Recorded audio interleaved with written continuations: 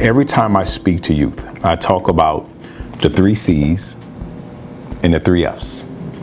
When I look at everything that has happened in my life that led me to get here, and I go back and I grew up in New Orleans, Louisiana, and I look at the young men that I grew up with, some who are in jail, some who've lost their lives, some who may not be doing as well, and I look at all the successful.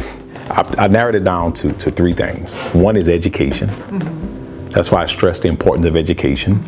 And the 3 C's and the 3 F's. And the 3 C's are control, choices, and consequences. And what we tell them is you have control on everything you do. How you respond to a situation is more important than the hardship itself.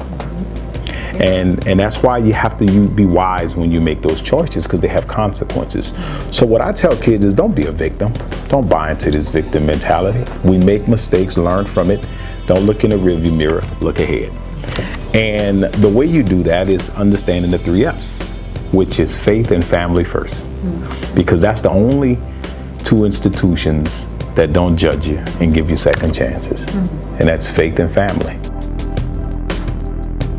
One of the things we recognize is that there are, for whatever reason, how we got here, right? That there are barriers in community-police relations. So what we're telling the community is if you're scared to come forward to law enforcement, if you don't want to come forward, then go to your pastor, go to your faith-based leader and talk to him. Let him present that information, or her present that information to us. And what we're telling our faith-based leaders is the individuals, right? Those that we're having problems with in the community, the criminals, that 5%, it's actually less than 5, maybe 7, below 7%, I'm sorry, of individuals that are responsible for majority of the violent crime, that they're not in their congregation on Sundays.